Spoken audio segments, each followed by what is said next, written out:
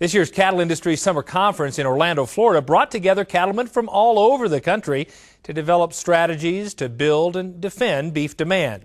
One of the highlights of the week was keynote speaker and presidential candidate Herman Cain, who spoke to cattlemen about overregulation and government intrusion into the private marketplace. Cattleman to Cattleman reporter Marvin Kokash had the exclusive opportunity to talk one-on-one with the presidential hopeful.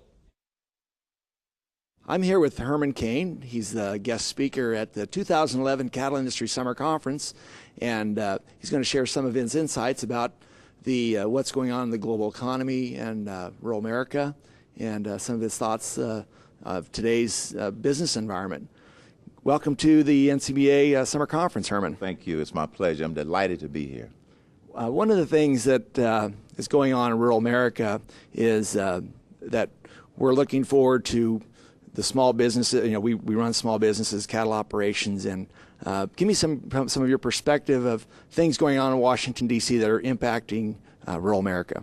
Well, unfortunately, the things that are going on in Washington, D.C. are impacting rural America and all of America negatively. Because you see, we have a global economy, a national economy, a local economy, and then the personal economy. And until we get this national economy growing the way that it can and should, everybody's going to still feel some pain.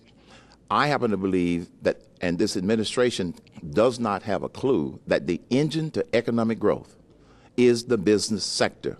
That's where a lot of your farmers and your ranchers and your cattlemen, this is where they're impacted. They are no different than a small business running a restaurant. And our objective collectively is to get government out of the way, off our backs and out of our pockets, such that the engine of economic growth, the business sector, will be able to move this economy. Tell me about some of the things that you've seen in terms of overregulation that you think will help, again, restaurants, small businesses, farmers and ranchers across America. Well, I can tell you that I'm familiar with one that affects all of us, and that's what I call EPA gone wild. And I know that this is an area that farmers and ranchers and cattlemen are also concerned about. They've gone wild. This is overreach on steroids.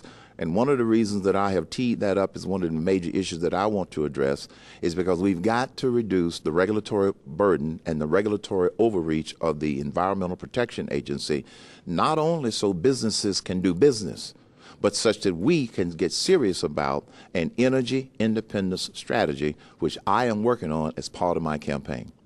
Fantastic. Well, speaking of your campaign, give me myself and the viewers out there kind of a look forward. What's in front of your campaign? Okay. Well, first let me give you a brief look backwards, because a lot of people didn't think that I was supposed to be at this point. I announced on May 21st of this year, and it was at a rally in Atlanta in Centennial Olympic Park. And we were expecting about 5,000 attendees, and we had 15,000 people show up at high noon, Atlanta Centennial Olympic Park, for my official announcement. Now, the encouraging thing is they knew what I was going to say, but still 15,000 people came out. And here's why.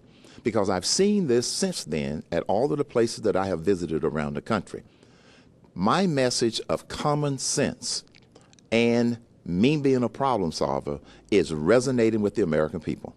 All you have to do is look at what's been going on in Washington, D.C. for the past several weeks over this debt ceiling.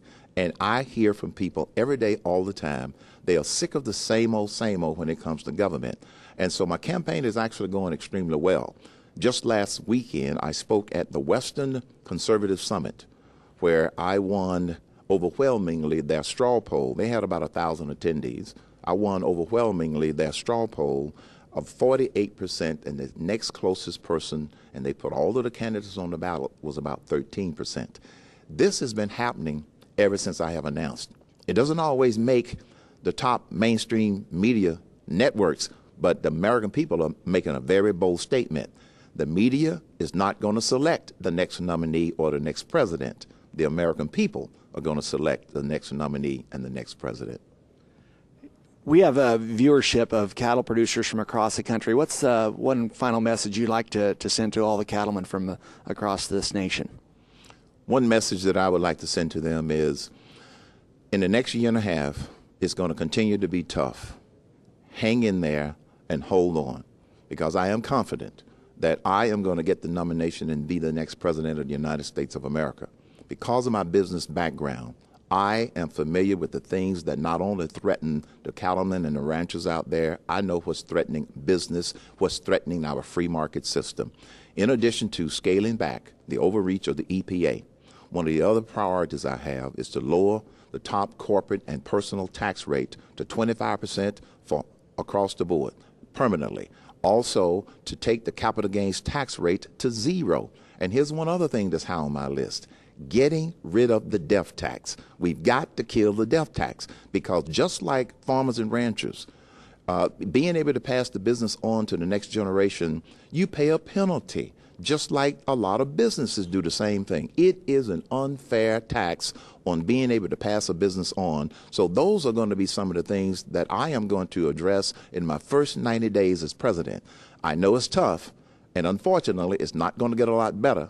So dig in, focus, hold on, help is on the way. And his name is Herman Cain. Well, thank you very much. And I know here at the summer conference, we're excited to hear your message. You blessed us with your presence a few years ago as the opening general speaker, and I know this crowd is really looking forward to your message. So, Kevin, with that, back to you. Thanks, Marvin. Now, if you couldn't make it to Orlando this year, we'd love to see you in Nashville, Tennessee for the 2012 Cattle Industry Annual Convention, and that's February 1st through the 4th. For more information, log on to the new and improved beefusa.org.